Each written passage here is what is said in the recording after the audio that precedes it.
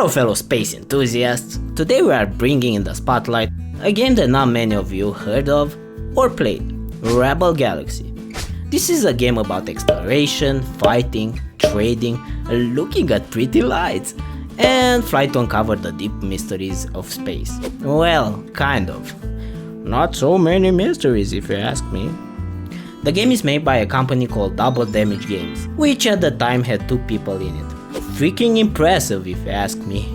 And it was released in 2015. It has a simulator feel of old school classic games like Freelancer, but different, and it wears a nice coat of western styled atmosphere with country music and plenty of western accents. So without any delays, let's get into the meat of the action and see what this is all about.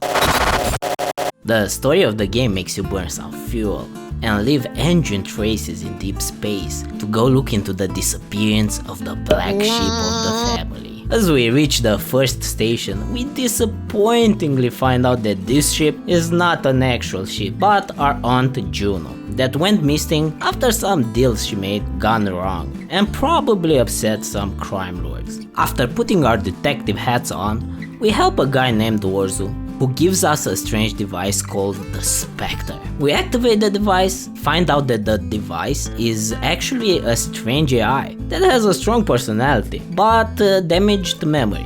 We save our aunt, make alliances and deals, kill bad guys, maybe kill not so bad guys, and finally go to explore the galaxy to find answers and face an unknown alien race. If you expected the story about some deep questions like what is existence, what could be beyond anything we could imagine, are there 4D universes or higher, or will we ever be able to find the unicorns, you'll be disappointed. If you expected a legendary story about a hero that traverses the universe in search of answers to save the entire existence from certain extinction, you'll be disappointed.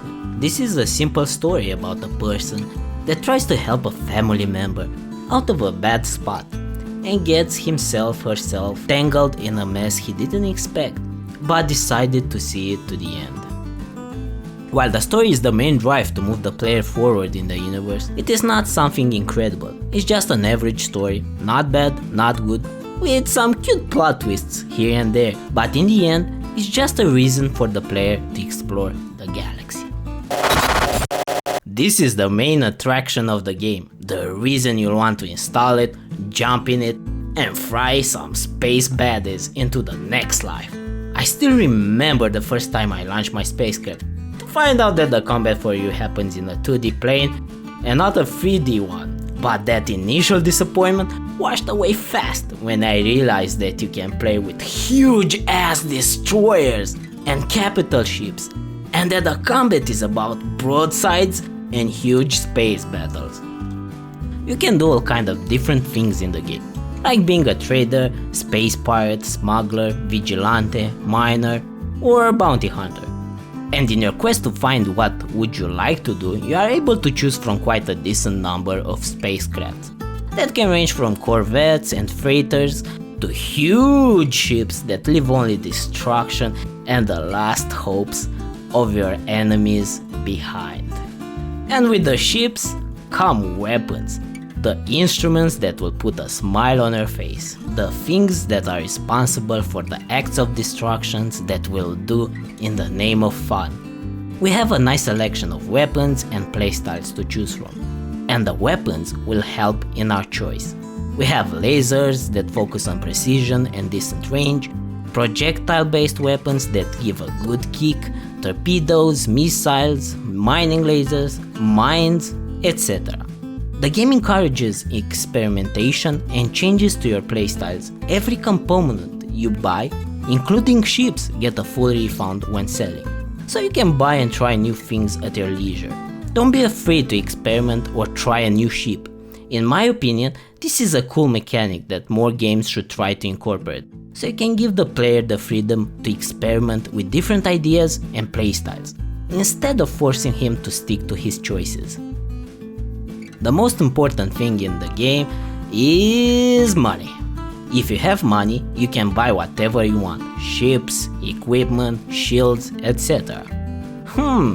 I recall this thing existing in some place other than this universe. I think it's called real life or something like that. Anywho, who cares? To make money in the game, you have a few options, like doing side quests that vary.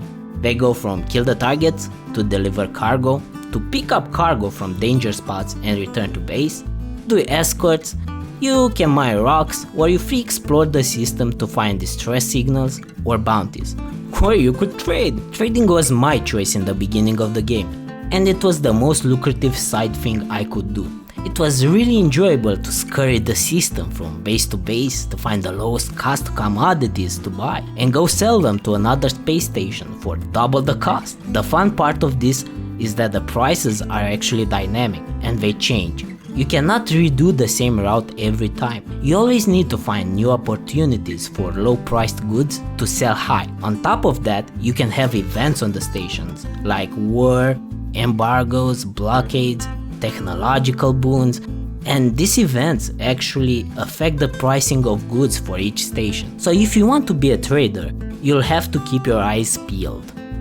There are some things here that bother me, like the space station being too small and not very interesting, or how empty and lifeless the systems felt. Well, you can argue that from a reality point of view, that's how space should feel like, but here we are talking about a game, and personally, I think it would have benefited from more traffic, more crafts in the space, and more chit-chat in the comms.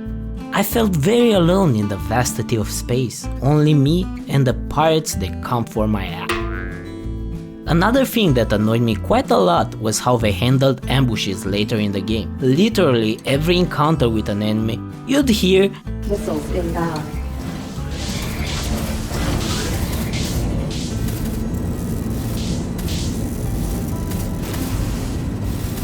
Missiles inbound. Sometimes only going from A to B can be quite the annoying experience. I encountered some bugs as well, but they were minor. More like a funny experience than a bug, but it's something to be mentioned. Oh, and before I forget, the game is grindy. So if you want those high-end equipment and capital ships, be prepared for some grind. There is not much to talk about here. The characters for the most part are one-dimensional. They don't have personalities or personal drives, beyond talk to the main character and give him something to do. The most standout character in the game is actually the relic you find. I wish to have characters that actually had a personality, like Freelancer. Who doesn't remember Junko Zane or King? They could have done so much more with the mercenaries that you can hire, by giving them personal quests or a reason to follow you except money, or make them have different allegiances, like being impossible to recruit if you side with the militia. I think by not having well-developed characters, the developers missed a big opportunity to breathe life into the world and make players feel a personal connection with the game. The graphics are nice, they look good. I like how the environment looks. The ships, the character models, even the stations. They are not outstanding by any stretch of the imagination, but they look nice and they fit the game perfectly. It was a real pleasure to just fly through space in the presence of stars, while my craft left a trail of light behind, while I moved forward towards my goals. Considering that this game at the moment of development was made by a company of 2 people, the graphics look amazing. It has a certain charm that made me feel good by just looking at my screen and losing my thoughts in the pleasure of exploring the stars. The sound effects in the game are good. They successfully create the illusion of flying, lasers hitting stuff, the engine sound being lost in the vast ocean of emptiness. There was nothing that made me go like, ugh, this sounds bad. The music for the game is heavily inspired by the Wild West. So if you like country music and everything else that reminds you of the West, you'll feel at home. The voice acting is decent. Nothing to stand out in a good way, nor to stand out in a bad way. Indeed. I actually like the accents the different actors used in the game. Exite is pretty volatile stuff, and it's outlawed in most systems around here. That said, I do know somebody. While the sound might not be extraordinary, it certainly did the job of making the illusion of real being real. While the game is not a masterpiece, it certainly has that kind of charm that I'm looking in games like this. While I initially was disappointed by the lack of a 3D battle space, the game grew on me with each new vessel and weapon I would buy. And instead of making me go like, another battle, here we go, yay, it made me go like, hell yeah partner, let's do this! It certainly fueled a little bit of the hunger I have for games like Freelancer. While I didn't feel satiated, I certainly felt good for ingesting such a nice gaming experience.